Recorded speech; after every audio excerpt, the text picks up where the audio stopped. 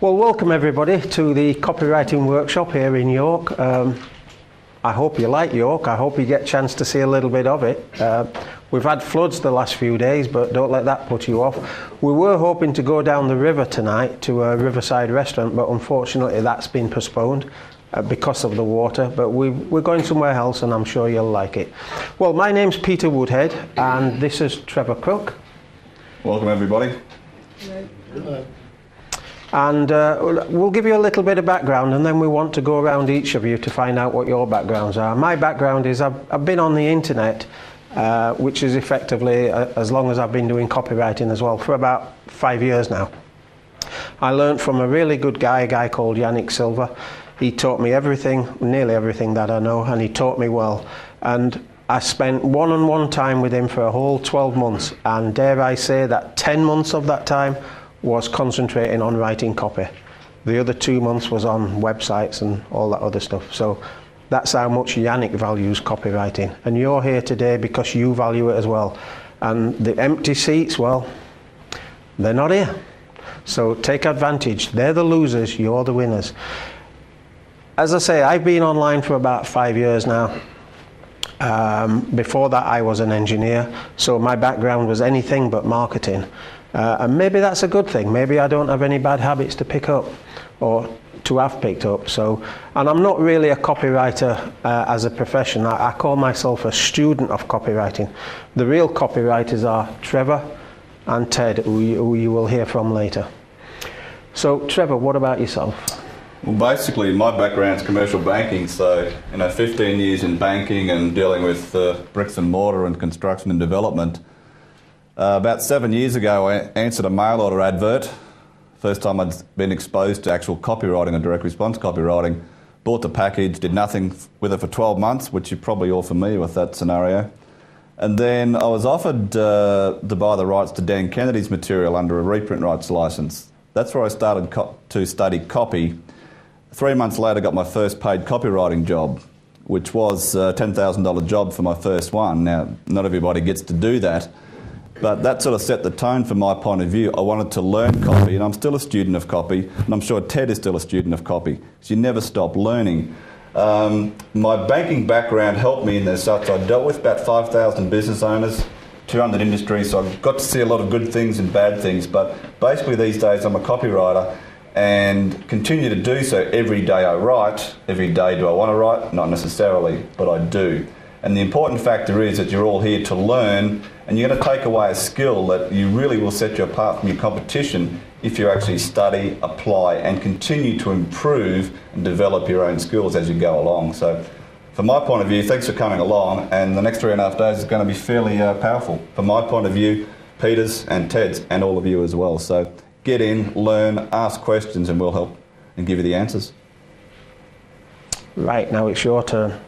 Richard, we'll start with you. Tell us a little bit who you are, where you're from, what's your background. I'm Richard Clark, and I started business 6 years ago, and copywriting has been the only real place where the money has been in my business, so I've been like a studier of copywriting all these years.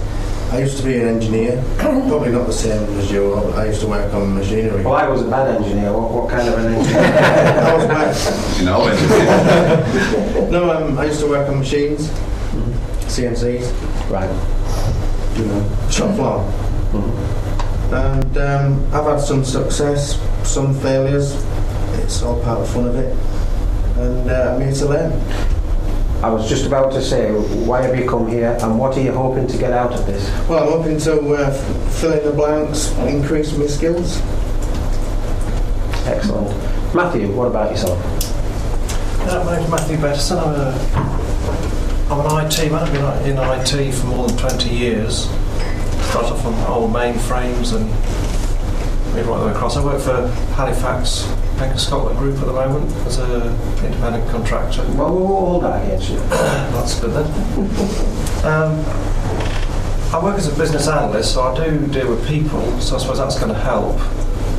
But I'm trying to translate that across to actually working for myself on my own business, so I'm looking to get out of IT and use some of the technical skills I've got, but actually run my own business. And I see copywriting as being key to actually selling whatever product it is I want to bring to the market. So that's part of the reason why you're here. What are you hoping to get out of it by Sunday?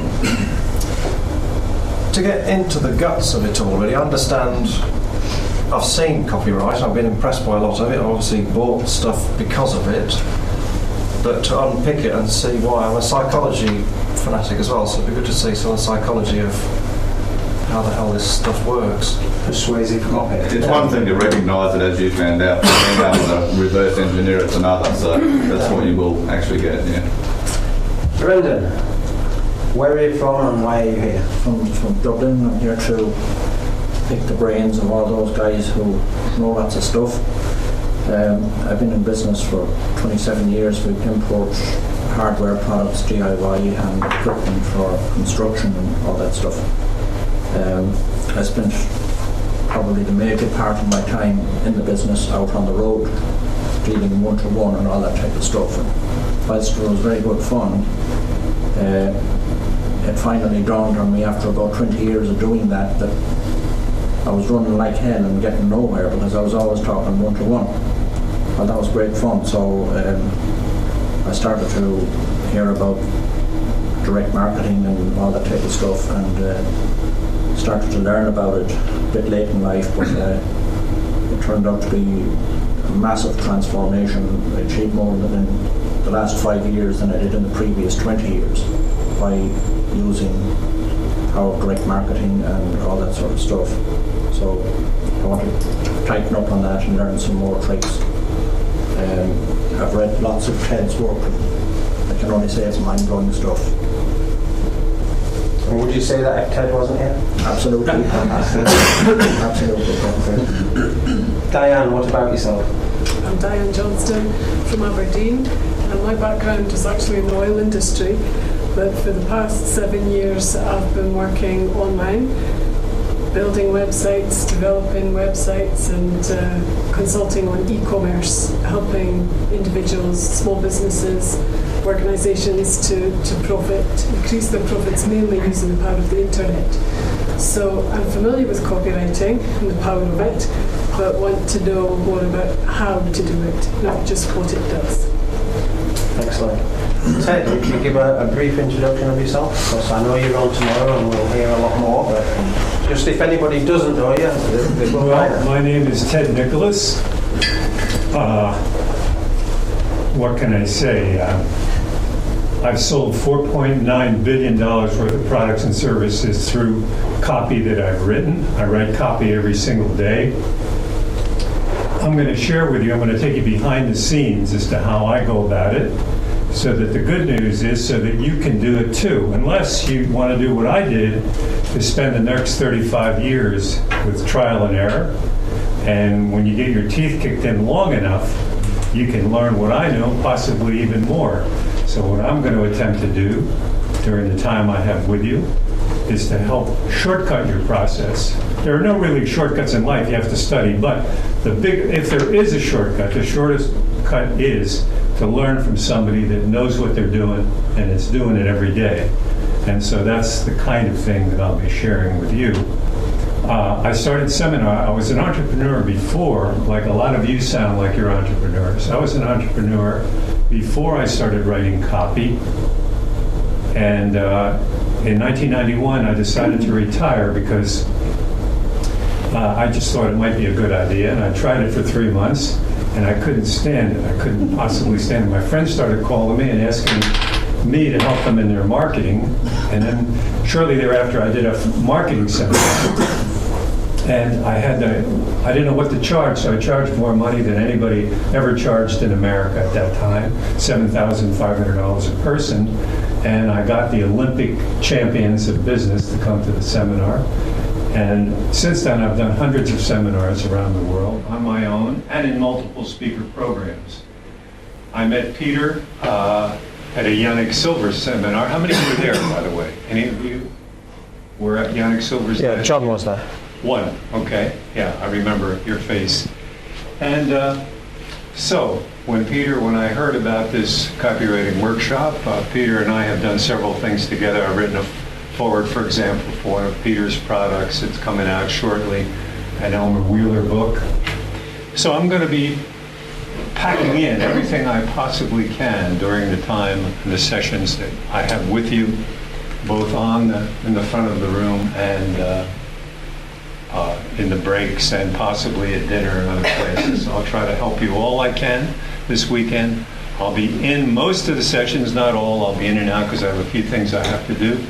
But I'll be here for the whole weekend until the seminar ends. So all the best to you. I wish I had, the only thing I'm sitting here saying to myself, I wish I had a seminar like this to go to when I started my direct marketing career, because I didn't have anybody then that I knew of that I could go to that could help me get on the right path. So I got everything that I could from books, and as I mentioned before, did everything from trial and error. So welcome to all of you. For whatever reason in life, the longer I live, I realize there are no accidents. I think everybody's here for a reason, beyond the obvious reason, learning how to write copy. So I'm glad you're all here, and I'm glad to be here as well. So Thank you very much, Ted. Great. Miranda, please. I'm here to learn about copywriting.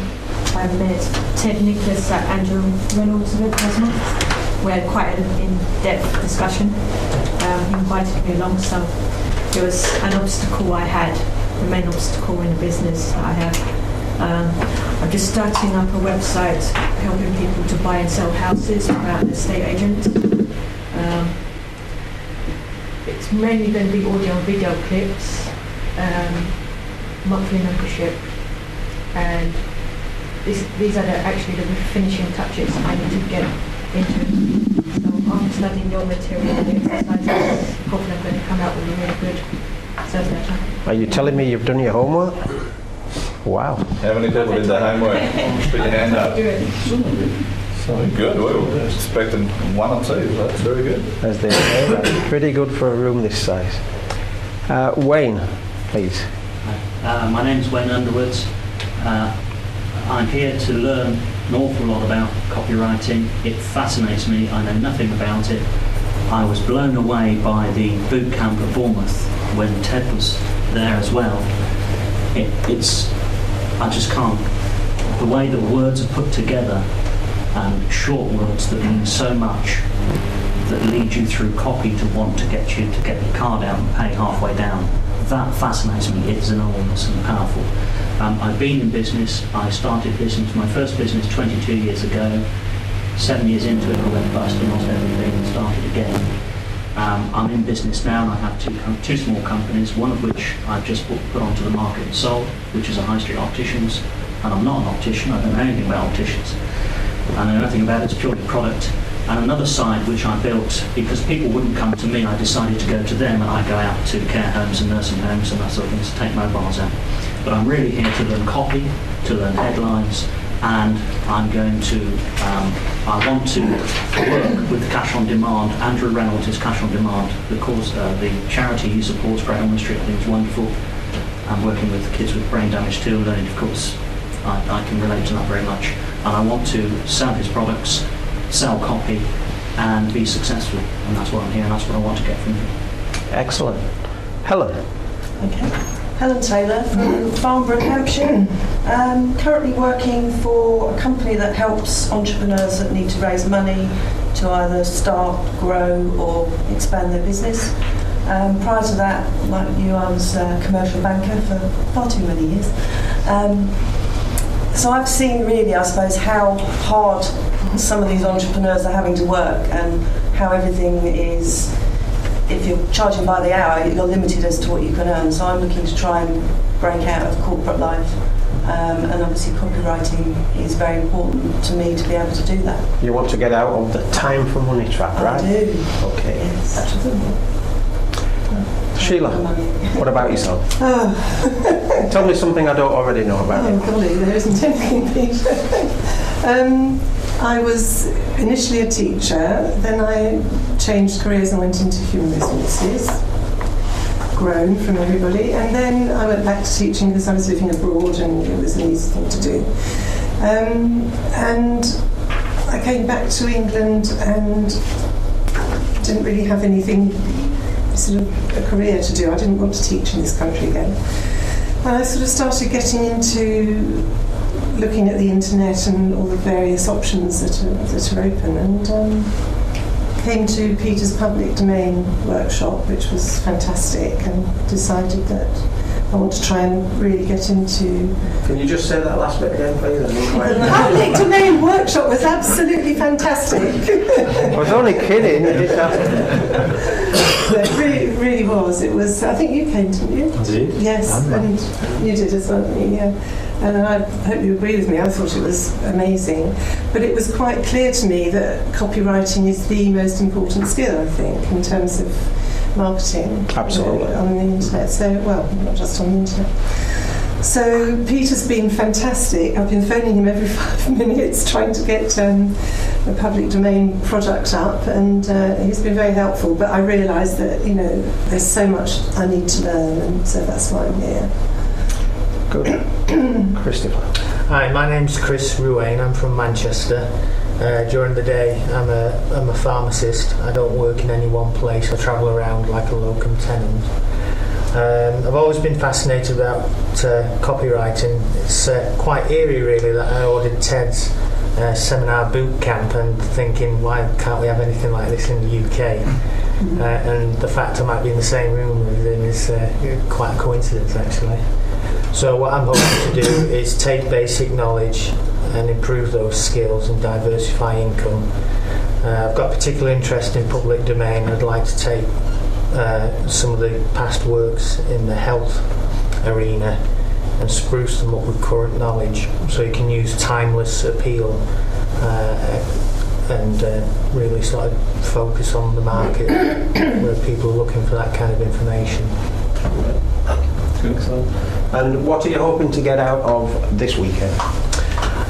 Personally, I'm hoping to take the art of copywriting from something like looking at a painting that's out of focus to something that's in sharp focus. I used to get direct mail shots just like anybody else over the years, and after a while I started to keep them, and I started to see the good ones. Yeah, I started to see something, and I was just convinced I was missing something. I've always liked story writing and that kind of creative process. Of course, I went to university at 18 to do a pharmacy degree, but that has really never gone away. So along has come the internet and all the claims and all that comes with it. But I've decided that I want to do something in the publishing field for me, really, as much as anything else. But try and develop that copywriting skill to a point where it could be considered professional in the future. It'd be nice to maybe offer services part-time initially, but I think ultimately I'd probably just use that skill for myself. Excellent. That's the best way. Yeah. John. I'm another freelance IT guy. I've been doing it for slightly longer than you, actually, and I'm currently working on a contract at Barclays Bank. And what I do is work with Microsoft products, and I've got a website offering training videos for the Microsoft product that I specialise in, and a couple of other Microsoft products as well. And I do a monthly newsletter. I've been doing a monthly newsletter for about 2 years, and I reckon I need some help with that. And I did my first sales letter about 2 months ago. So, what's the newsletter about? About what's happening with the products in the Microsoft world, and it's basically free information. It's the idea that they printed or online? Online, email. Right. And yeah, having written that one sales letter, I sort of went through the process and struggled through the process. So I'd like to get to know that more, basically. Excellent. James. Hi, my name is James Simpson. I spent 10 years working as an IT programmer for a little company. We had one main contract, which was Levi Strauss. During the last 5 years of working there, the business started to decline. Less work was coming in, so I spent about 3 years building up and learning about internet marketing, and I was eventually made redundant in August 2005, and I turned to being an internet marketer full time from that point. I've got various of my own products that I sell. I've got various newsletters as well that I send out. I've got about 5,000 people on the list at the moment, which I'm obviously trying to grow, which I'm hoping hoping it will grow after this weekend. The main aim for me this weekend is to take the product that's obviously I've picked that I'm going to write a sales letter for, and as of next week, it's going. It's going out there, and it's going to sell. That's the idea. But the other reason for being here is that I think a really important thing about these seminars is getting to know everyone else here and getting to network with everyone else and find out what everyone else can do for you and what you can do for them at the same time. That's a good idea. So that's my reason for being here. Thank you, John. My name is John Wigham. Geordie born, but I live near Manchester now.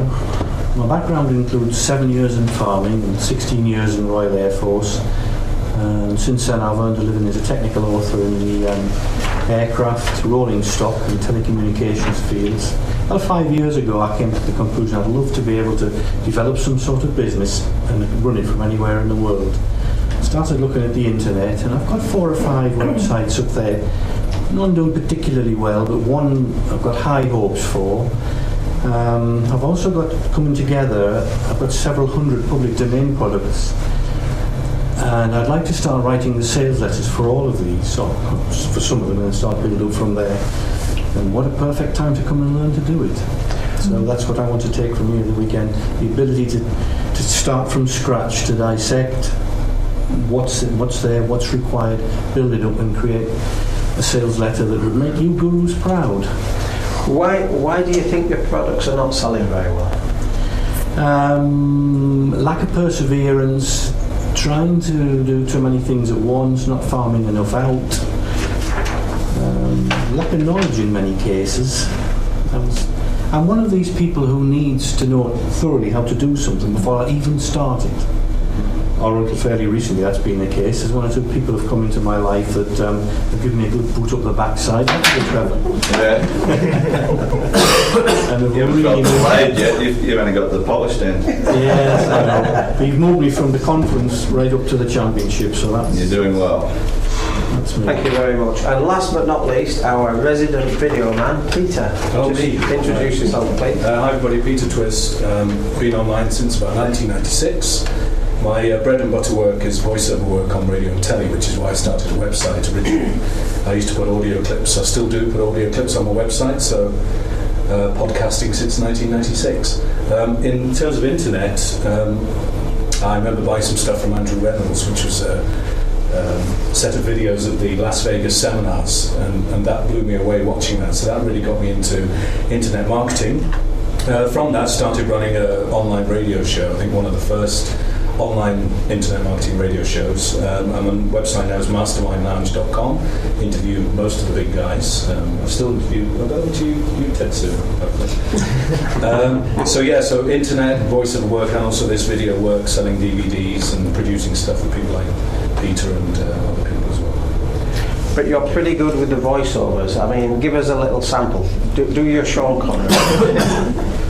Not really. Well, I can do a bit of a Sean Connery, but no, I'm the guy who you probably hear on a radio commercial, at the end of a radio commercial called the tag saying 0% APR, your house may be at risk, you don't, that kind of thing. Right. So I'm known as Tag Man, not too famous, but kind of injurious. So, yeah. Well, you might hear the subject of getting a voiceover several times this weekend, and there's a source for you. Yeah, can I just say about the thing about online audio? There was a bit of a thing about it a couple of years ago where it was easy for anybody to do it. And people used to come to me because they knew I was in the business, and they'd say, how do I get on online audio? And I'd say, well, hire a voiceover. Because sometimes it can be good to put your own voice on the website, but sometimes it may not be too good if you don't suit what's on the website. So, there are lots of good voiceovers who you can get to do stuff. Well, thanks. We've done stuff together as well. We have done stuff together, but that's a good time to bring up the fact that you're all going to go away with a resource CD this weekend. And one of the products on that resource CD is a very easy to use audio program. 6 steps, allows you to do audio, and that's all it takes. Very simple. And you get it for free, it's on the resource CD. Well, thanks everybody for that. One thing I noticed going round, only one person mentioned a domain name that they'd got. Only one person mentioned that they may go on and be a copywriter, although there's nothing wrong with that, because the ideal thing this weekend is to write copy for yourself and not maybe offer your services for others, but only one person brought it up. Let's have a show of hands. Who has actually got a product? Oh, best still, if I have a show of hands, who hasn't got a product? Just yourself. Okay, but you have an idea for a product? Well, I have an old project I'd like to spruce up on affiliate marketing. It's a site I want to improve and then get rid of eventually. Well, that probably leads us into the objective of what we want to do at this workshop, doesn't it? Because by Sunday we want you all to have written your own piece of copy. And before you can do that, you really need a product. You want to know what you're going to write about, or at least the idea of a product. So in your case, it would be an idea. I hope you know it in depth, because to write good copy, you need to know it inside out. So has everybody got an idea what they're going to write copy for this weekend? Nods of heads, shakes of heads, anybody? Everybody knows. That's good. What are you going to do, Trevor? Nothing. Would you like to say a few words about the weekend in general, the objectives? I mean, the objective is, and I did a similar one to this in Los Angeles last year, is to really give you the psychology and the formula I use, obviously with input from Ted and Peter, so that you understand exactly who you're targeting, in other words, who your customer is, being able to put the words on paper on your website that gets them to give you their credit card or cash, okay? And then also to be able to test and measure, improve your copy, beat your control, so that when you leave here and you've written one sales letter, it doesn't matter really what you buy or what you want to look at as your next product or your next venture, you can apply those same skills and do the same thing and roll out and roll out and roll out. Now, you're the guy that said you wanted to maybe do some copywriting. Yes. If you do that after 2 or 3 years, you won't want to do it for anybody else. Okay, you get sick of doing it for other customers. And I'm just being honest there, you get to a stage where you don't want to do it for anybody else, you want to do it for yourself. So that whatever's out there in the marketplace, you can simply write the copy for it and generate sales. And so from my perspective, my goal is to make sure you leave here, leave no stone unturned, so that you know exactly what needs to be done, not, do I sort of know it? No, I want you to know it. I had 8 people at my last one. I did this by myself.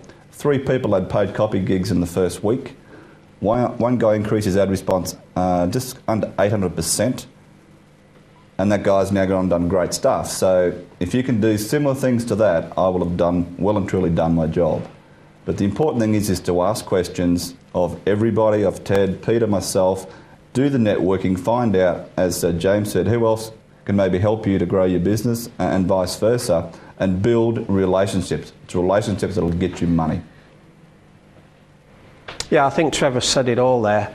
But my take on what is really useful this weekend is to learn how to write copy for yourself, for your own product. That's really where you're going to be successful. Writing copy for other people, fine, but that's not really the objective this weekend. If you progress to that, that's great. But at the very least, be able to write your own copy. And we hope everybody this weekend goes away with their own piece of copy and critiqued by Ted and Trevor. So with that said, I look nervous. Sheila always looks nervous, but it's deceiving, I promise you. You did say that, that's okay. Yeah. Let's have a short break. We're going to move on to basically what is an introduction to the whole weekend, but we're going to go through it, not in detail, but we're going to give you the overview. Anatomy of a sales letter. This is like the map for the rest of the weekend. I'm going to give a very quick overview, and Trevor and Ted are going to give you the other pieces of the jigsaw. I'll have one if this one's spare. Thanks.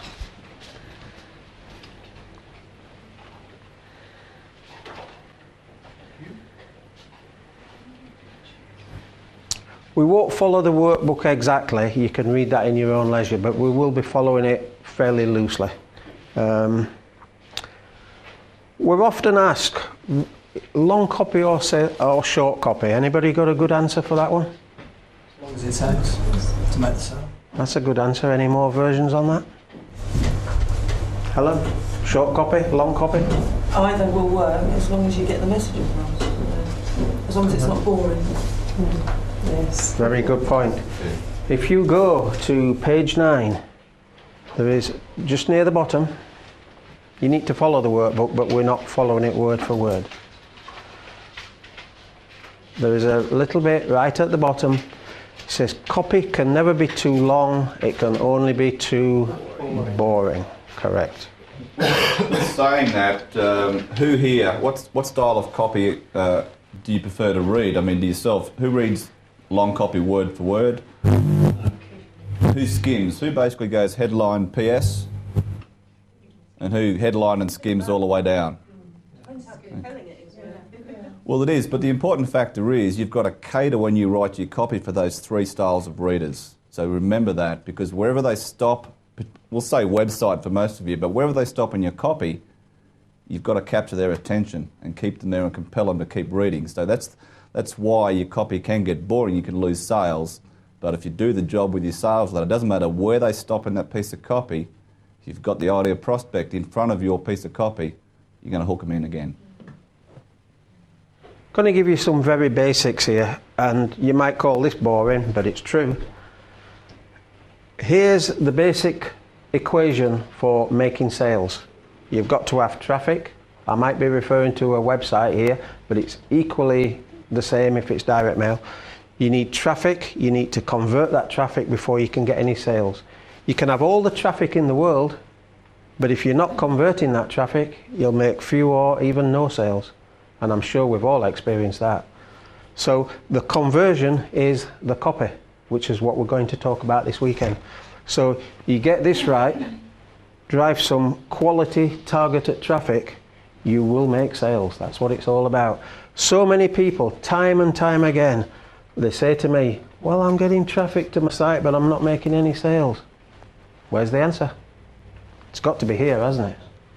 It's got to be the sales copy.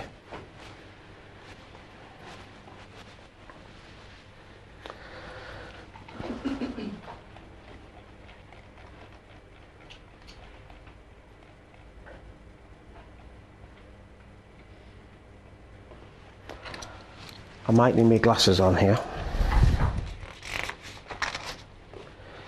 And to get people to read just a little bit further, you need a really good headline. Can anybody, you'll find this out over the weekend, but does anybody know what you would need to do before you write your headline? Most people think the headline is the first thing that you write. Who thinks that? Who thinks not? So what is it then? What do you write before you write your headline? Benefits. In a sense, yes. When you write a whole series of headlines. No, we're talking about before you write the headline. What would you even think about before you start to write the headline? Yeah. Customer. Who you're selling to, what you're going to sell. Correct. You need to know who your customer is, and there's something else as well. Matthew alluded to it when he said bonuses.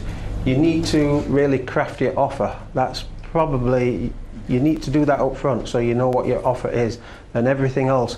Once you craft an irresistible offer, the rest of your copy virtually writes itself because you know you're appealing to them. And then you move on to the headline. There are many types of headlines, but when you're beginning, the really good headline is what we call the benefit headline. Put your best benefit in the headline. But there are other factors that you want to try and put in your headline, not just the benefit. You want to make it believable. You want to make it easy to use, whatever product it is you're selling. You want to maybe put a time element in there, and you want to add a little bit of curiosity. And I will stress this is just one type of headline. There are other types which in a later module we'll go into in detail. But when you're beginning, the benefit headline is a very good one to start with. And if you can add these other factors in, you'll do really well. Now here's a little exercise, because you're going to be doing a lot of exercise over the weekend, so we're just warming you up here. Have a go at writing a headline. It doesn't matter how bad it is or whatever. Have a go at writing a headline for dog training but it contains all these elements that are on page 11 of your workbook. It must have the main benefit. It must be believable. It must be easy to use. It must have a time element, and if possible, add a little bit of curiosity. Just spend 5 minutes trying to create a headline. If you get stuck, put your hand up, I will help you. And you're going to write this on dog training, so everybody's doing the same exercise. So just think, what is the main benefit of your product? Imagine you have a product on dog training. What is the main benefit of your product? What do the dog owners want their dog to be able to do? Cartwheels? Not use the inside of a house as a bathroom, for example, you know? And there's a gentleman at the back, Ted. We've all met Ted. I think he once said 17 words is about the maximum for a headline. Would you say so, Ted? I know there are exceptions to that rule. So if you want to put these 4 elements into a headline, you might need more than 17 words. Sorry? Trevor, how many words are in your headline on your website?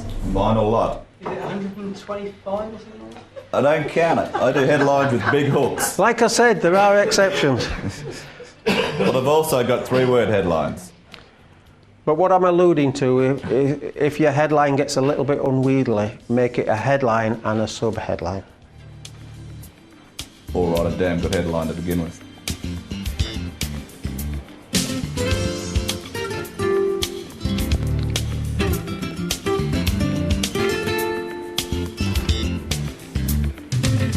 This is just to get you thinking. This is not to find the genius amongst us, just to get you going.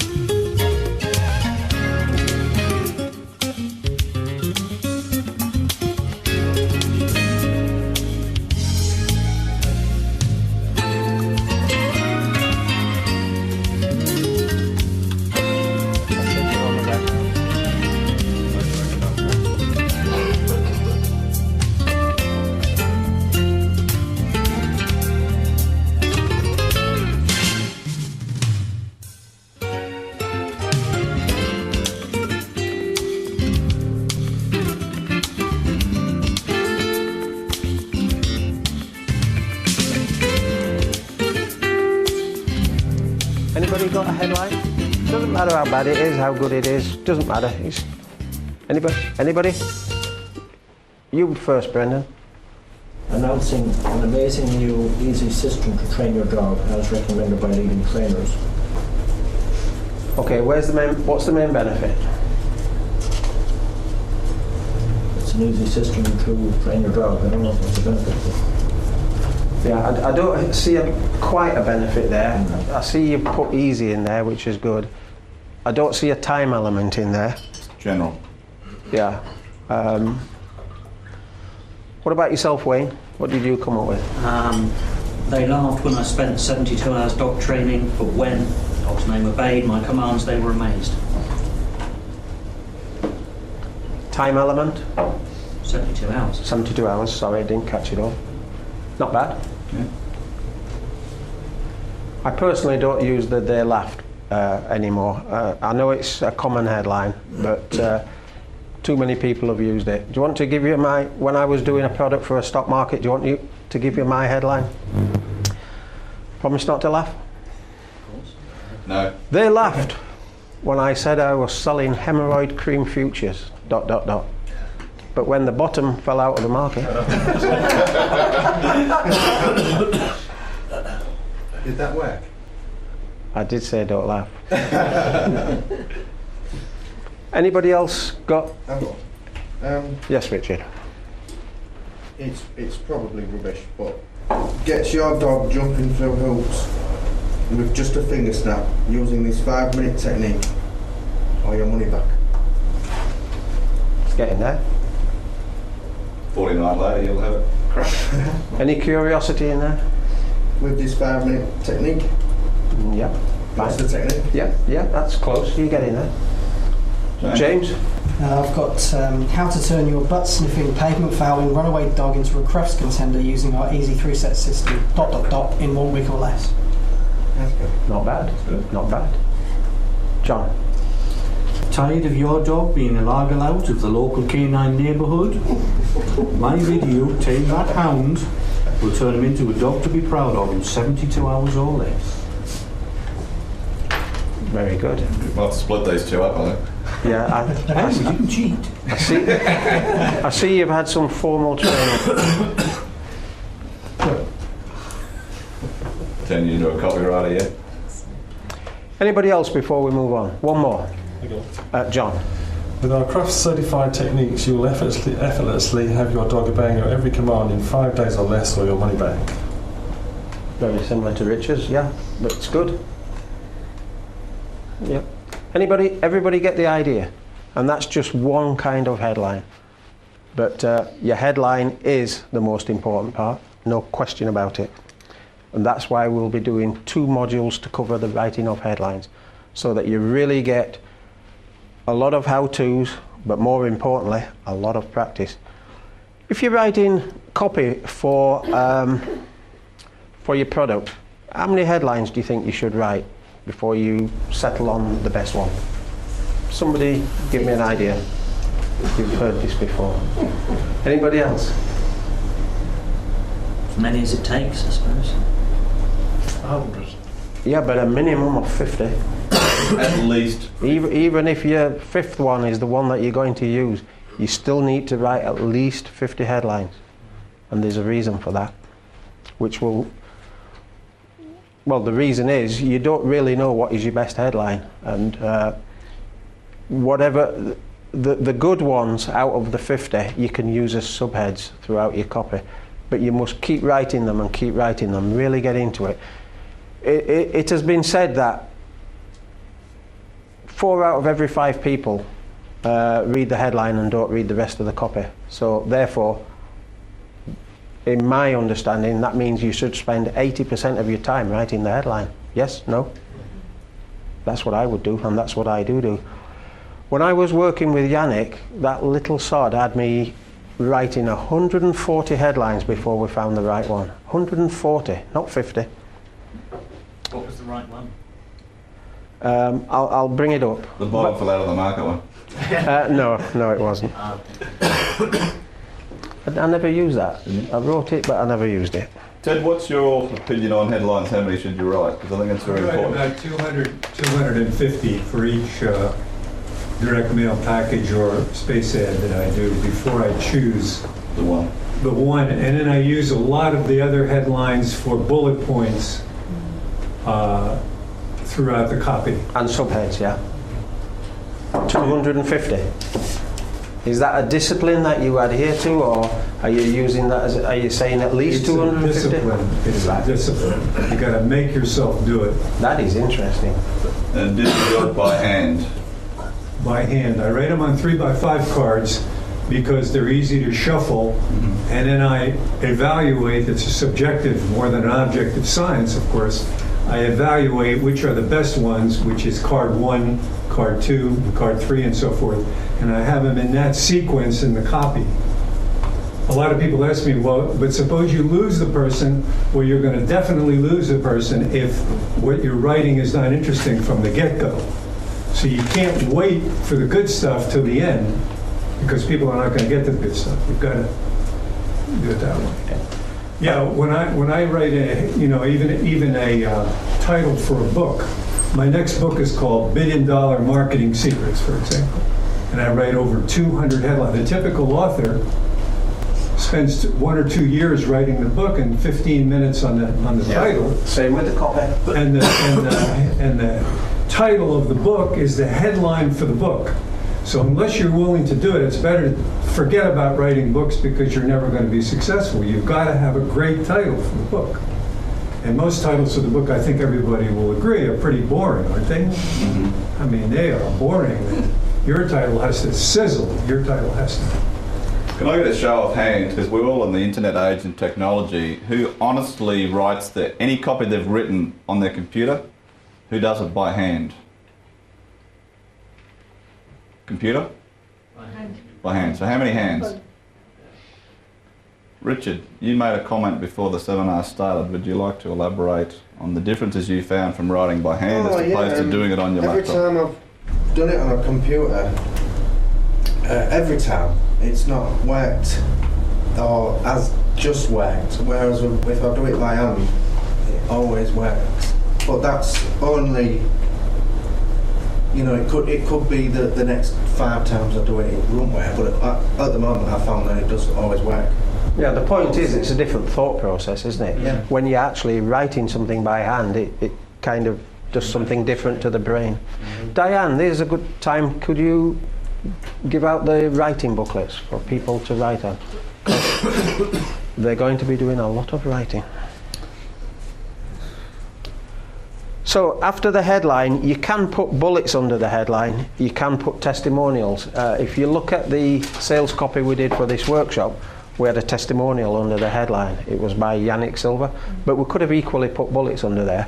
That's not something I do personally every time, but I do it occasionally. And tests by other people have shown that it is actually quite good to do that. Then after the headline, what you're going to be putting is your salutation, although I like to put just above the salutation a date, and it's a good idea to put a picture there as well, because people like to know who they're buying from. But let's talk about salutation. We've had discussions on this, haven't we, Ted? But a lot of people in their copy write, "Dear reader," "Dear friend." Who doesn't like, no, nobody likes "Dear reader" because you're just talking to nobody if you do that. But let's take the dog training example. Would you put "Dear friend" if you were writing to that person, or would you put "Dear dog lover"? Dear fellow dog lover. Any answers on that? What would people do? Dear friend, dear dog lover? Dear fellow dog lover or something? How do you know? Is the answer? How do you know? Well, you're writing to someone, aren't you? Yeah, we're getting into the realm of get to know who your prospect is. Ted and I had a conversation on this last night. Ted more than often puts "dear friend" because he has done a lot of testing as Ted, and he has found that "dear friend" works best. Now, I personally would have put "dear dog lover," but Ted, can you give us your take on that, please? Well, I've just tested different salutations, including the people we were talking last night. Some of my products in the past have been tax rebel oriented. In other words, people that hate to pay taxes like me. So, I mean you. So my headline for some of them would be "Dear beleaguered taxpayer," for example, which most people relate to. But when I've tested different salutations, one against the other, overwhelmingly "dear friend" outpulls the other. So to me, what counts is not my opinion or yours or anybody else in the room, but what the results actually show. And so to me, the best results are from "dear friend." And this is what I recommend to all of you. You can't go wrong. When you do other cutesy stuff, you know, like "dear fellow pet lover," and I do a lot of work in the health field, and sometimes I've tested "dear health enthusiast," which people in the health field seem to like that, "dear health enthusiast." But even there, "dear friend" usually outpulls. But the bottom line is to test, isn't it? To test. Yeah. Well, the beautiful thing is you're in a medium where you can easily test everything that you do. You can test your PS, you can test your headline, you can test your salutation. every single thing makes a difference. And so this is one of the things I like about it. A lot of people think I'm a big gambler because they see my letters running by the millions all over. They don't realize we've tested very small, very carefully, and rolled out a little bit larger and a little bit larger until we go to those big numbers.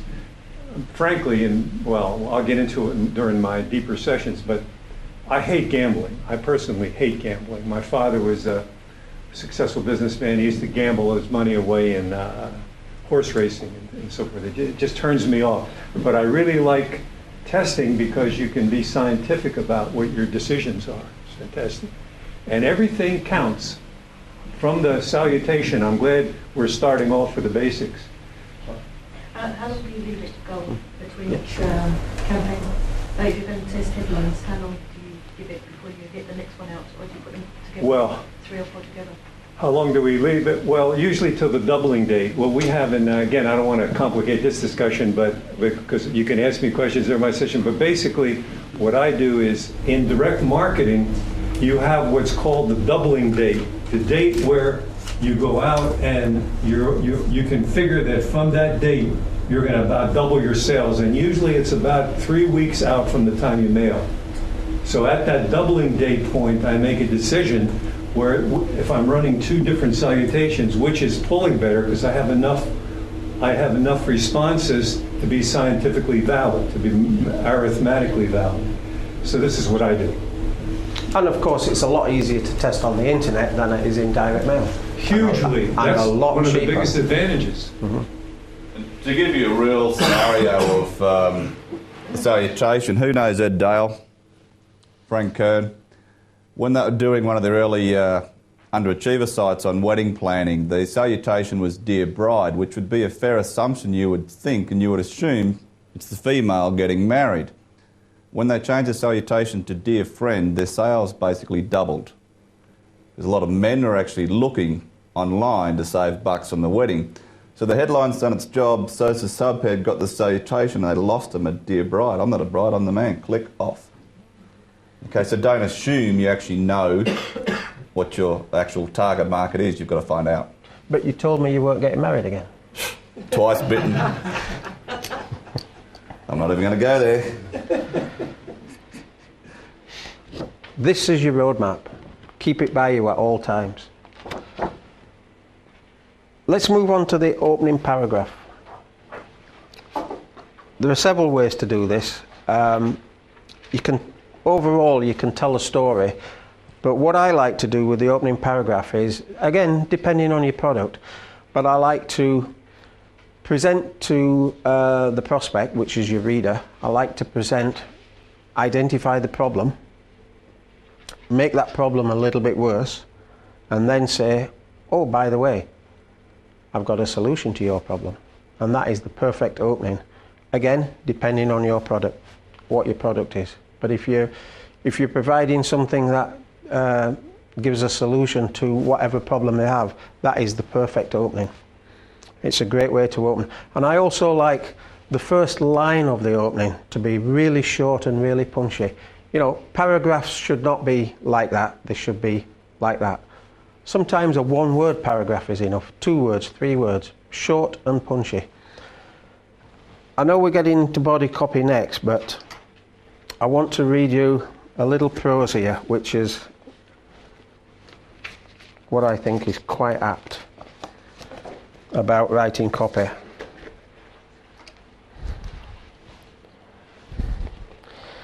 She was a mean, cruel and heartless lady whose long, flowing, ruby-coloured locks danced around her flawless, porcelain-like face as she told her teary-eyed, sobbing beau that their torrid love affair was over. Now that might be very well if you were reading a novel or even writing a novel, but it just won't do for copywriting. Here's that same paragraph in copywriting speak. The red-headed bitch ripped his heart out and stomped on it. Now, it's quite amusing really. It was even more amusing at the last workshop because we had a red-haired lady. And those that were there knew who I'm talking about. So when you're writing copy, short, punchy sentences, keep your words to a modicum. Now, in your resource CD, we've included something about verbs. I think it was Leo Burnett, maybe 40, 50 years ago. He did a study of good copy against bad copy, and he found out that bad copy had a higher percentage of adjectives, adjective to word ratio, than good copy. It was something like 22% in the bad copy, and in good copy, the adjective to word ratio was down at about 13%. You've got a copy on your resource CD. But basically what he was saying was, use verbs instead of adjectives. And that prose that I read out is a typical example. You just don't do it in copy. You want to keep it short and to the point.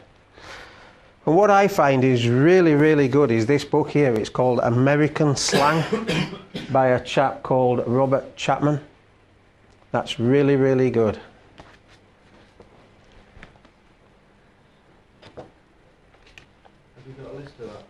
Is that on a list in the manual?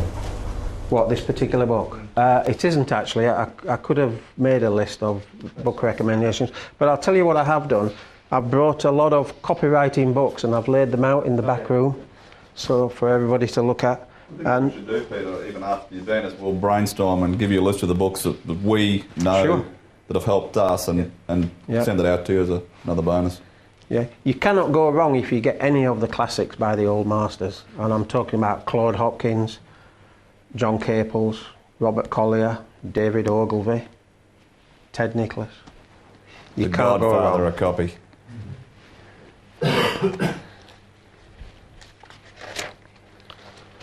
So very briefly moving on to the body of your copy.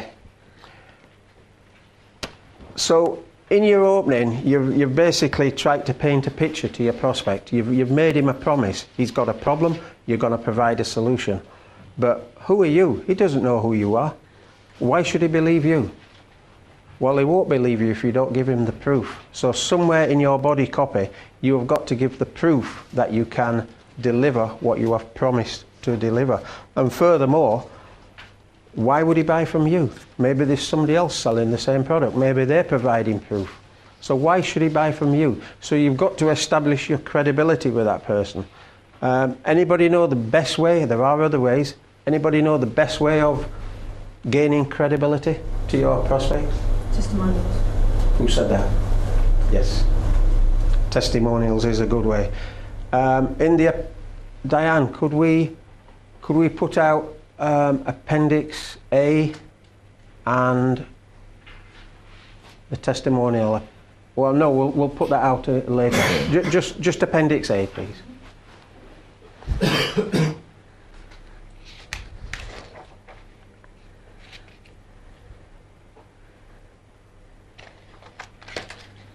Right, also in your body copy, it's really there where you're going to describe your product. And part of the homework we give you, I don't know how many people did it, but hopefully you're going to do it this weekend anyway. You need to go through your product and you need to write bullet points for all the major benefits, well, even the little benefits. You just can't have too many bullets. You just can't have.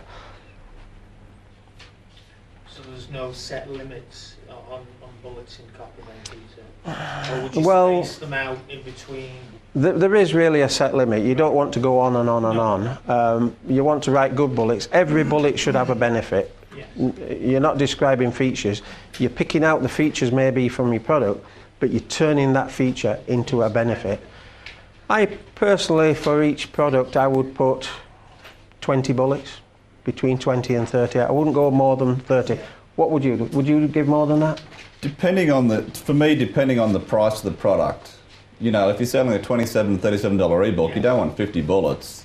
You can have too many bullets if they're boring, and you know, so someone might have 40, 50 bullets in there, but I intersperse them with testimonials. In other words, if I've said a bullet about a certain benefit that somebody can get, and I've got a testimonial from a client that backs that benefit up, well, I place it there. A proof of what I'm saying is true. They've read the benefit, the bullet point, and they've seen the testimonial. It cements again why they should buy the product or why they should invest. you find works best? Because lately I've seen people write short bullet points and then they write maybe a little bit more of a story and then go back into bullet points. Yep, that's a good technique. Break it up a little bit. Yeah. Now what I do with a lot of my products, I have more than one. I have like a package. If I'm selling maybe an ebook, it's not one ebook. I'm selling maybe 3 ebooks, and I call it a package. So I'm writing bullets for not one product, but for 3. And I've still got bonuses after that. So I generally do about 20 bullets when I package things like that. So if I've got 3 elements to my product, i.e. 3 ebooks or 3 downloadable products, I don't want to be doing more than 20 bullets, because in total that's 60 bullets, isn't it? That's enough. It is enough. As long as they all contain a benefit and a good benefit, you'll be okay with that. But that was a good point, breaking it up with something in between. You can also break it up with testimonials as well. If you make a specific bullet about a certain point, and somebody's give you a testimonial about that, that is a great place to insert a testimonial.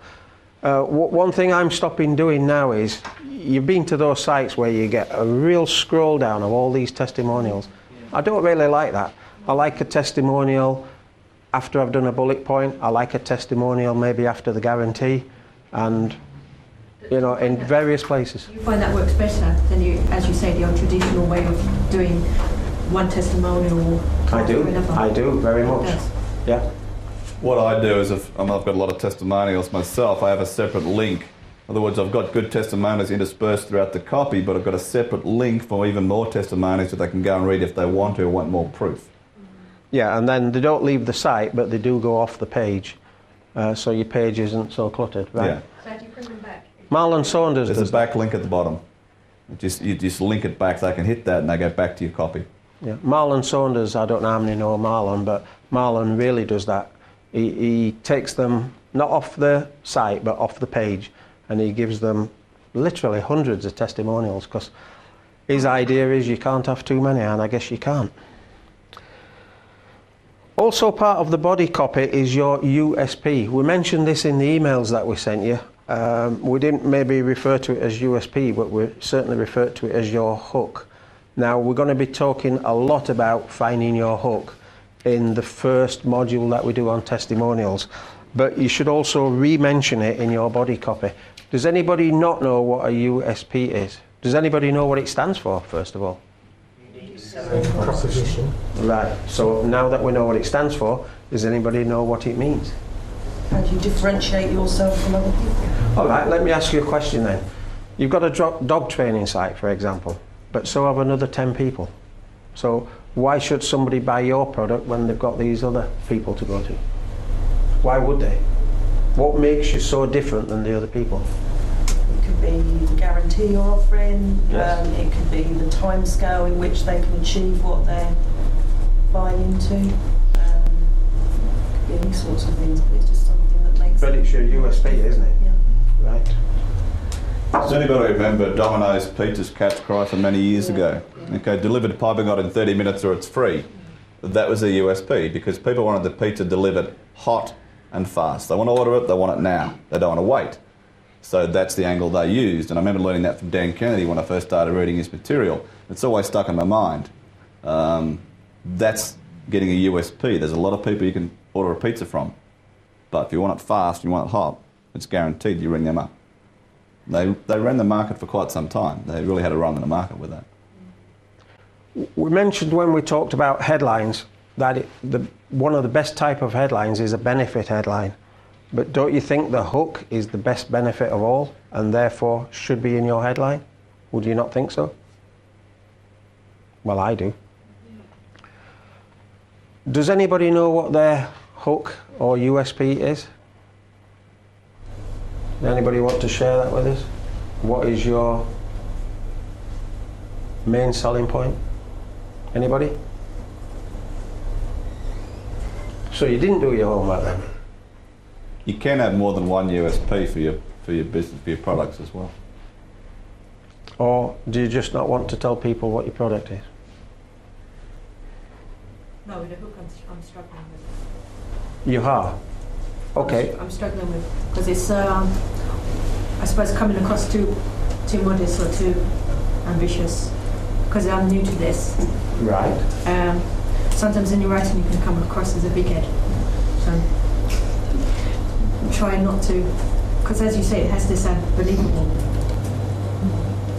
Well, if you don't want to tell us what your product is, talk with us at break time. And I've told you it's a membership site for the estate agent. Well, without the estate agent selling your property.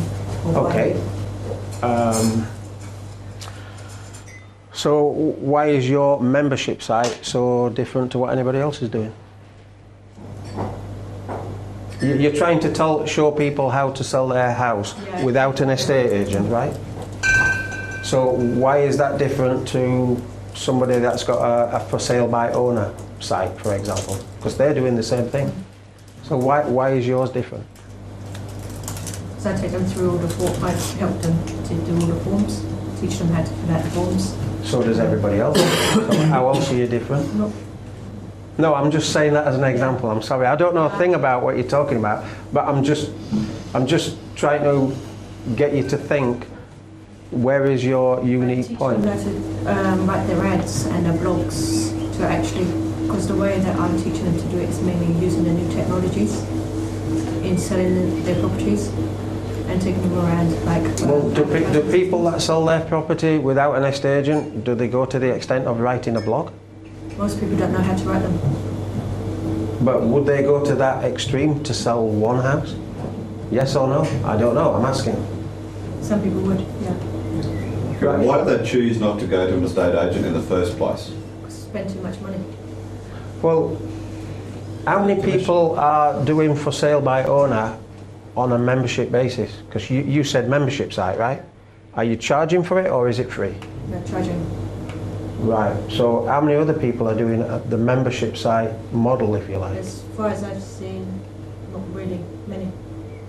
None or not many? Probably two but they're based in Canada, US. And you're restricting your membership site to the UK, right? I'm going that way first, yeah. Well, it is a different market, isn't it? The UK and the US. Right, so let's just say you do restrict it to the UK. How many other people in your line of work do it by a membership site? None. So there's your USP. You need to measure on that some way. Okay. Nobody else is doing it, right? Because that's what you said. And then go into why it's so good, why they should join. But the fact that you've got a membership site and nobody else has, surely that's a USP, is it not? Would you not say, Trevor? Well, yes, but I mean, if I go back what I know about in Australia and also America with people when they try and sell their own home themselves, a lot of them end up getting frustrated and go with an estate agent. So I think that's probably a fairly universal trait as well. So there's probably some sort of USP in there that you can use, and knowing that happens, if they choose you and follow your effective, your product/service, they will actually get to sell their house for the price they want to sell it for. So I think it needs a lot of work on that USP. They don't come overnight. You know, they really don't, and yours is obviously a little bit more difficult to come up with. You can brainstorm for ages and not come up with a hook. We've all done it, we've all been there. So, anybody else having trouble with finding a hook for their product? Everybody? Okay, well, let's hope by the end of tomorrow, I think. We'll give you a gaff hook, okay? I think we might be able to get around that problem. Okay, the next thing you need to do once you've got your body copy is to add value to your offer. Now, if you've done this in the right sequence, like we're going to go through in detail starting either late today or early tomorrow, you're going to be crafting your offer before you do your headline. But as part of your offer, you would want to add value. What is a good way of adding value to an offer? Bonuses, exactly. And what is a good technique when you're adding your bonuses is to put a price on the whole package and then offer a discount. But here's the important clue. Always give a reason why you have discounted, and that really works well. And again, I refer back to the resource CD. I've put on there a book by John Kennedy that was written in not that long ago, written in about 1907, and it's called A Reason Why Advertising. You need to read that. It's full of gems of information. It was written 100 years ago, but still as good today as it was then. And here's a good technique when you're writing copy. Before you get to the close, because your prospect has read quite a lot by now and he's thinking, oh yeah, he's going to ask me for the order, here it comes. But if he's read this far, quite honestly, he's going to read a little bit more. So what a good technique is to actually change the pace of your copy, because he's expecting what's coming, so don't give it to him. Change the pace by adding a little story, just divert him. And that little technique is called the false close, as opposed to the real close.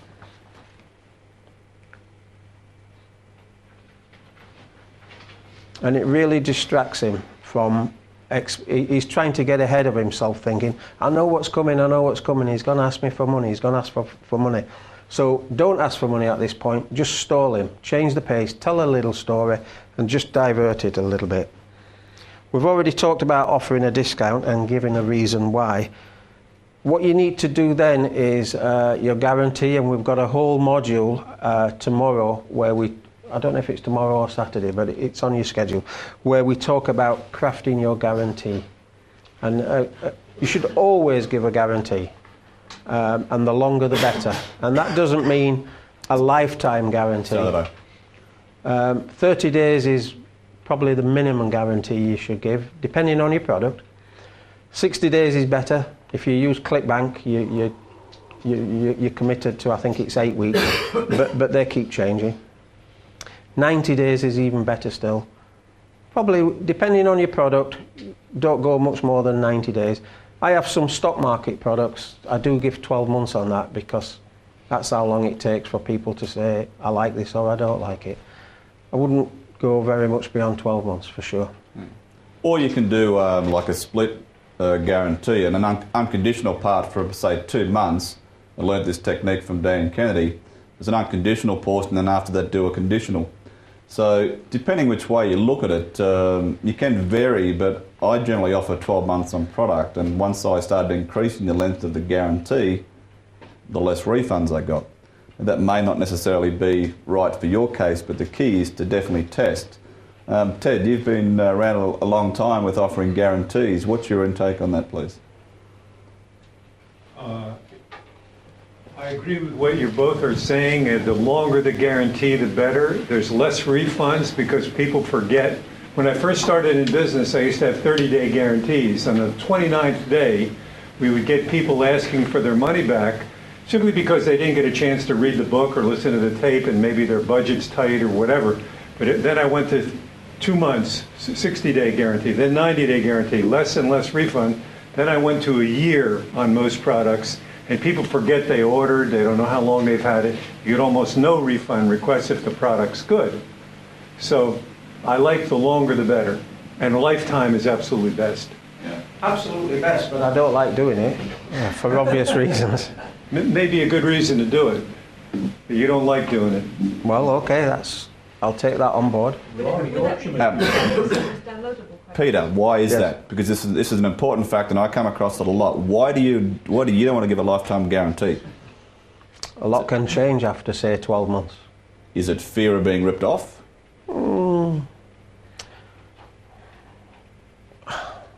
I just wouldn't like the idea of somebody coming back in, say, 2 years, 3 years and saying, hey, I bought your product, and you might have even changed businesses by then. Here's my take on this.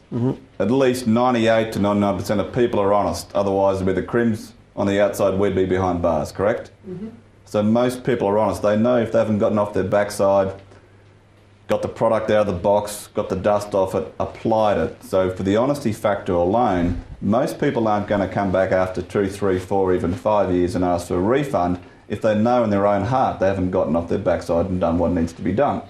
Therefore, the longer the guarantee, it really can't bite you. But what if that lifetime guarantee got you an extra 10 sales every week that you wouldn't get. And even if 3 ask you for a refund, you are 7 sales ahead based on the strength and the length of that guarantee. Therefore, get over the fear factor if you have one about the actual guarantee time. Well, I actually find that the most refunds are in the first 2 weeks anyway. Yeah. Trevor, when you said that you'd give a certain length of time unconditional guarantee, and then what kind of conditions, for example, would you... Well, particularly with, at the time, with that particular product, it was a package of Dan Kennedy's material, which I've got the rights to sell. And based on his main product, magnetic marketing, it's got a 2-month unconditional guarantee. Totally unconditional. After that, basically all I would say was, look, try for 2 months, you know, it's unconditional, yada, yada, yada. After that, if you want a refund, just tell me one thing that you've tried. One thing only. Again, it puts the onus back on them for honesty to know, well, I didn't really actually try anything. I'm not going to ask for a refund. But just get them to tell you the one thing they tried and why it didn't work. And that'll sort most people out right on the spot. Yeah, some wording I like to use in my guarantees, and you may have a comment on this, but I'm going to say it anyway. I write words to this effect. If for any reason, or no reason at all, you are not completely satisfied, then simply return the product, or if it's a digital product, ask for a refund. And I like that. If for any reason or no reason at all, that seems to, people seem to like that. Well, I mine with, you be the judge, jury and executioner if I'm wrong. That's my last statement of my guarantees. If you don't, if it's not good, you hang me, get your money back. But you're an honest guy, right? I'm an honest crook. With a name like Crook, you can't be anything but honest, right? Exactly right. Okay, so after the guarantee, this is the time to reel him in. This is where you put your real close into action. You've done the little diversion, you've distracted him, you've changed the pace, because he was expecting you to ask for money at that point, so you've stalled him a little bit. So you do your real close and your call to action. And then you sign it off, always with a handwritten signature in what we call royal blue. But what's royal blue in American, Ted? Process blue? Process blue. Process blue. No other color. Not black, not red, not lavender. Process blue. Yeah. Works better than any other color. Yeah.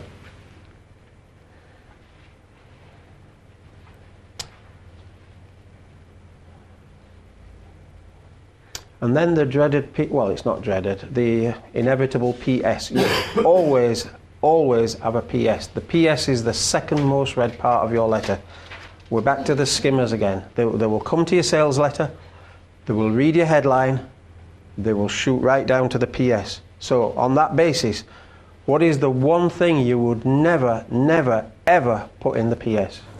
The price. The price, absolutely. Why is that? You know the answer, but why would you not put the price in your PS? You haven't built up the value, we haven't had a chance to build up the value for that.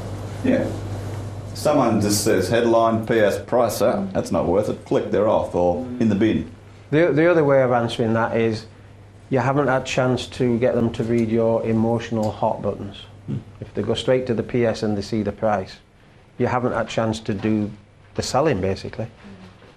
So what you need to do in your PS is, I like 3 PSs. You may differ here, even Ted might differ as well. I like 3 PSs. It's been proven to work well. In the first PS, maybe restate the headline. In the second PS, I like to make that the strongest of the 3, and usually mention something there that's new, either a new benefit or maybe an extra bonus, something that you haven't mentioned in the body copy. And then in the third PS, just a summary, really. Just on your first PS, this is where writing out your headlines comes into play yet again. You don't want to restate, well, this is my personal opinion, in your first PS the exact same headline. Not exact, no. You want to twist it, but say that in other words are the same thing. So use one of your other headlines that you've written and maybe massage to put that in your PS. So if they've gone headline on your copy, scroll down the bottom, you're basically saying another major benefit or another curiosity benefit statement in that first PS to compel them to go back and read what you're actually about. Does that make sense? But if not the headline, the main benefit. And then if you're doing copy for the internet, a good place under the PS is your opt-in box. There are lots of places to put the opt-in box. Anybody not know what an opt-in box is?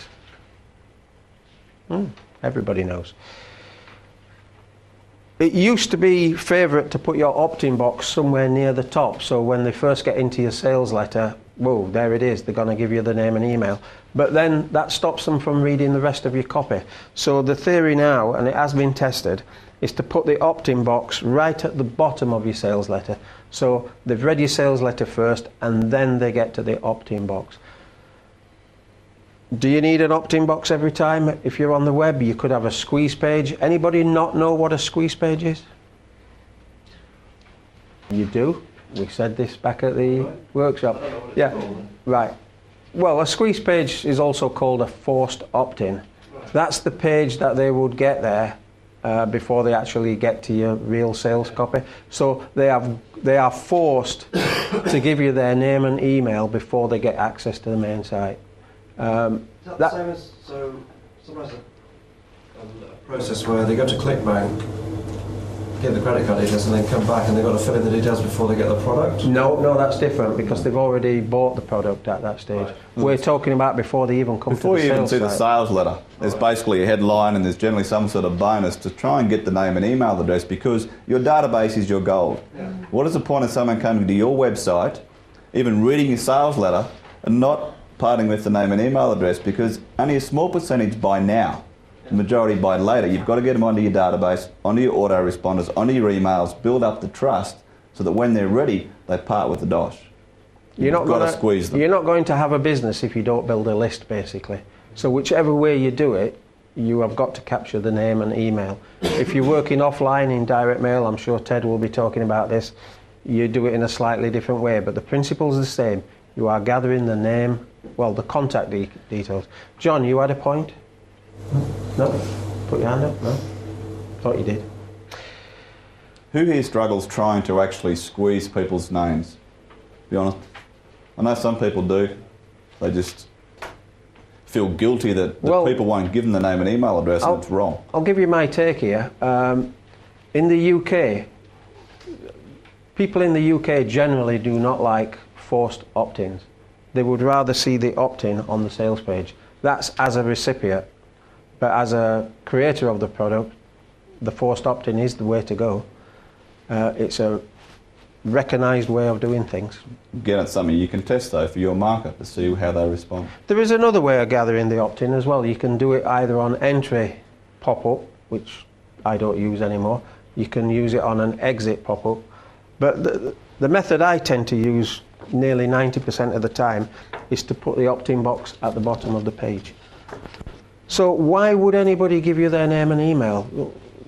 They wouldn't just give it you, surely. You must have to do something in return for that. Yes?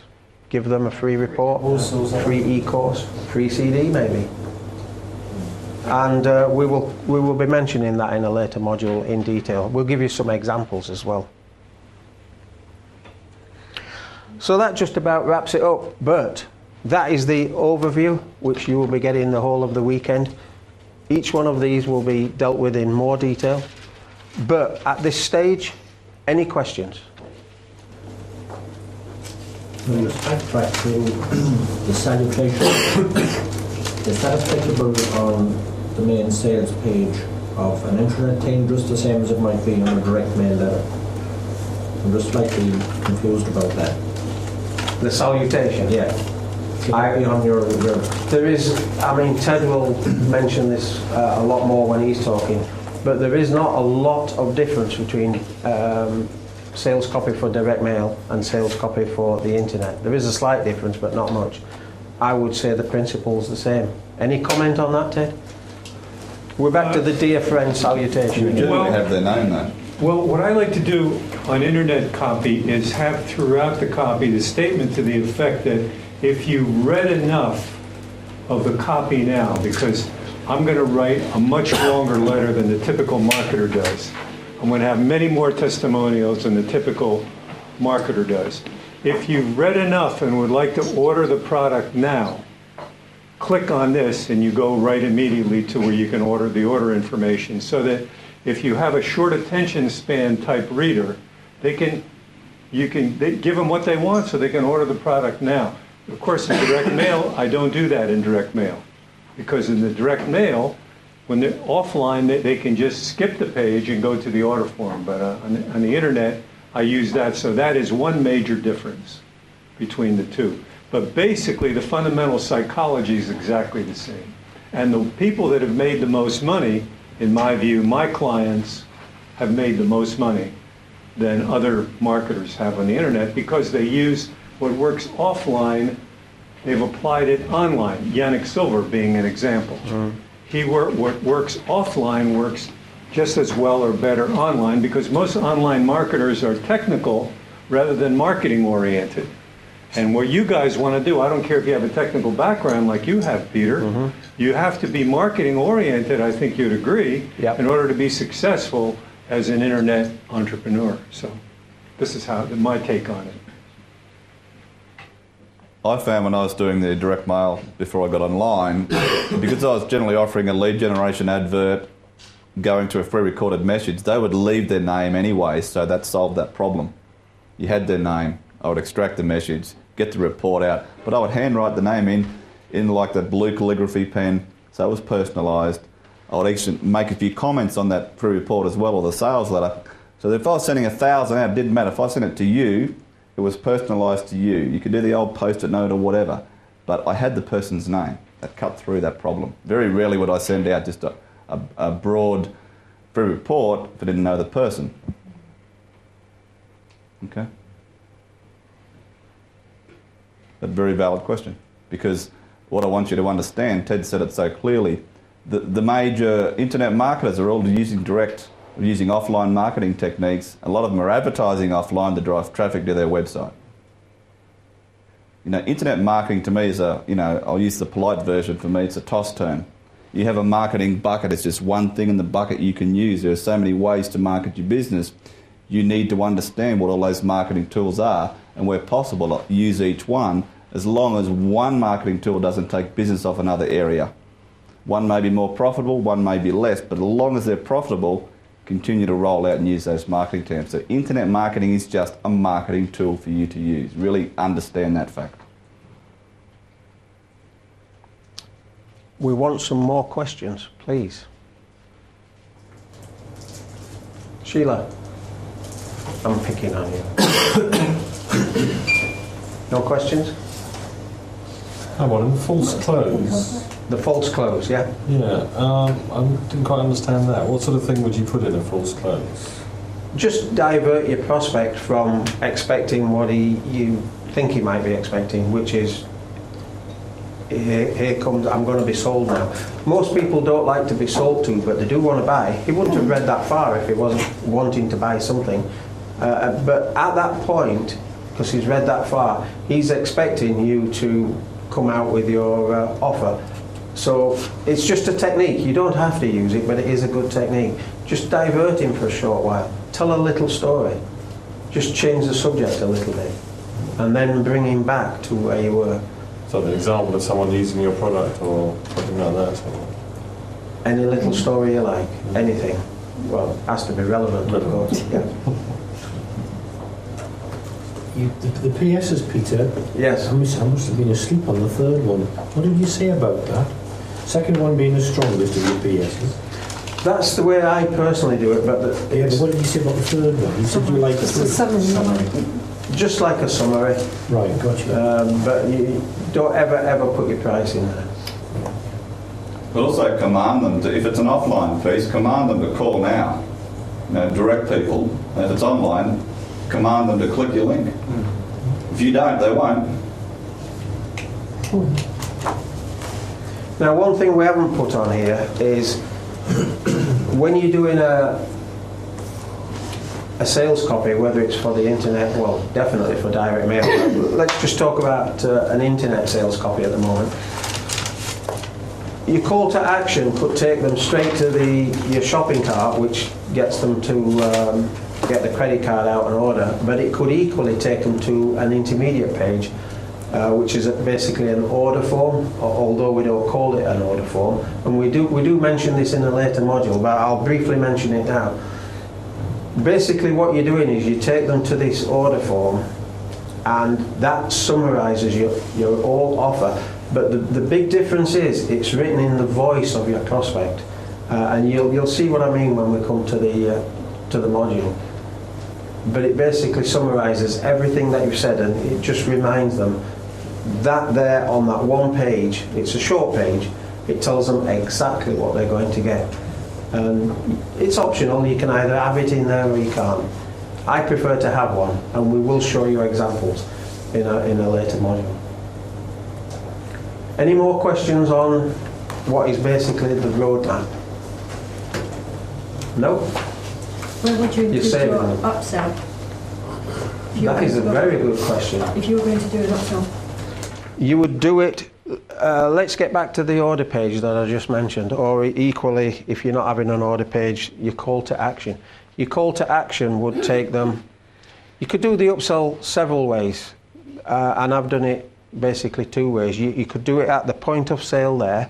In other words, you've already taken their credit card details, but before they get to the download, you say, oh, by the way, you may be interested in. Amazon do that very well. But that would be the point of doing it. The other technique is you could actually put it on your shopping cart. And Diane is an expert on shopping carts. She can tell you exactly how to do that, the mechanics of it. But I like both ways. I like it on the shopping cart, and I like it. The whole idea of the upsell is you're tapping into their mentality. They're already in the zone. The credit card is out. They've already used it. They've bought your product at $37 or whatever it is. Now you're saying, by the way, you might be interested in this, and you sell them, say, a $27 product. There's a third way. Go on. It's, again, taken from direct mail techniques, but it's the AB. It's a yes or yes close. Here's the gold pack, or here's the basic, and here's the deluxe. It's actually in your sales copy. So you've done your job, you make your offer. Here's the basic pack, and then you say, but wait, here's the dearer pack. You add more bonuses to that pack. So if they're going to say yes, and what I found is majority, as in 99% odd, take the dearer pack. But the trick that I've learned is that, let's say your A pack is worth £500. You make your B pack, your dearer pack, no more than 50% of your lower packs. In other words, make it £749, and make sure that package has got so much value, they don't want the lower pack. Nobody wants to be a bronze. They want a bronze medal, they want a gold medal. Okay, so make sure your upsell is so much more valuable. I personally find, for me, it works better for me in the actual copy, in the actual sales letter. You introduce it into the copy? Oh, yeah. So it's doing it that way is not strictly an upsell, but it's doing the same effect It's as a an yes upsell. or a yes. They're going to buy, but you want to buy. Does anybody not know what an upsell is? Everybody understands upsell? Okay, that's good. Do you want fries with that? Maybe. Yeah. That works. It does. But you're not diluting the main thrust of it. If you're trying to sell one product on a letter and then you move them over onto another one. No, because actually what you're trying to do is get them to buy the dearer pack in the first place.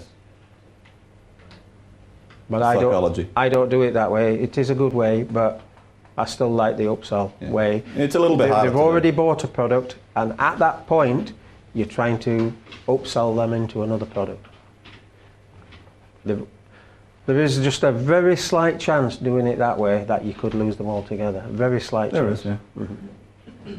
Is that why you do it after they've already paid for the... Yes, yes, first item? absolutely. It's an impulse. You could do it Yeah. before as well. On the order form, you could say, as Trevor said, you could say, would you want this or do you want that? Yeah, the order form is still part of your copy though, isn't it? Yes. Yeah. It's more or less an impulse buy. You know, you go to your supermarket thing at the checkout and you grab something else. I mean, it's the same sort of thing with the upsell page. And you said that should be 50% more? No more than 50%. Yeah. Yeah, no more. It's too wide a gap, it just doesn't, your offer doesn't, it looks silly, it doesn't work.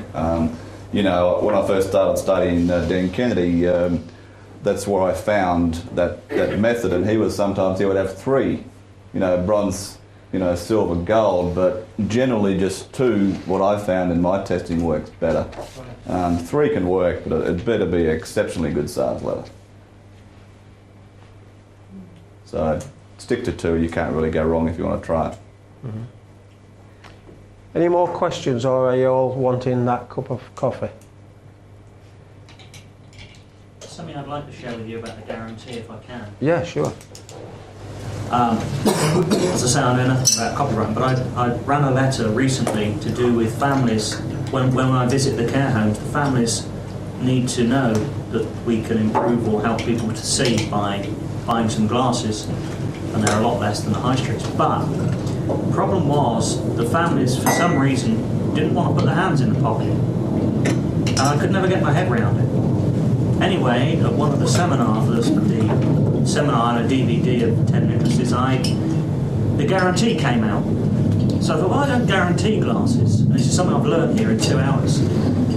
So I wrote out a guarantee of 30 days, and my sales, and the way I wrote the sales letter, which is, I actually copied one of Ted's sales letters, forgive me for that. I haven't copied it, the content or the body. Where do you get a bill? At least I'm honest. I haven't copied the wording, I've copied the format with the photograph and the 3 and the subheadings and the heading, because this was just a left to right, you know, like a normal letter. As that, I used to write it, I mean, it was like that, you know. Anyway, my sales went up 37%, and then they went up to 72%, and I thought this is great. But people, and this is a very cynical view, but it's the honest answer, people then, after 30 days, bought more glasses because they had a 30-day guarantee. But unfortunately, the nature of the industry we're in, they pass away sometimes within 21 days. So they then phone up and they want the money back because they've only had 21 days worth. So I'm now going to use the lifetime guarantee. That when you were saying it, actually, someone's left within tomorrow. So, but we never argue. We never fought. I never ever. I always give them the money back. But we never do. And if it's 60 days, I always do anyway, because at some point they will come back to us. But it's not worth the headache. But it was just something I wanted to share with you. In 2 hours, it's amazing what you can learn, isn't it? Yeah. Thank you for that. We haven't even started yet. I just want to add something too on the guarantees. I see this time and time again. I'm sure, Ted, you've seen in copy that you've critiqued and copy that you read. And Peter, I'm sure you're the same boat. I find people write some pretty good copy up to a point and they get lazy on the guarantee. Right? You can lose people on that guarantee. One of my mates in Australia was testing on an ebook type product, various order links, and he found for his particular product, then I tested it as well, you got more sales on the link below the guarantee. So don't skimp on the wording of your guarantee, which we sort of covered in minor detail, and you'll see the examples, but that's a copy piece in itself. Okay? I've started seeing ball terror guarantees from Dan Kennedy and the likes with the Gary Halberts and the Ted Nicholases, and don't get lazy in your guarantee section, please, because you will leave money on the table. And over the next 3 days, you'll hear me say that a lot. You don't want to leave money on the table. At the moment, the majority of you are. Don't get lazy anywhere in your copy, but specifically on your guarantees, you can really crunch more sales in that section. Okay? Right, tea time. What are you cooking? For you, Trevor. Good. Could be anything, yeah. Let's go have a break.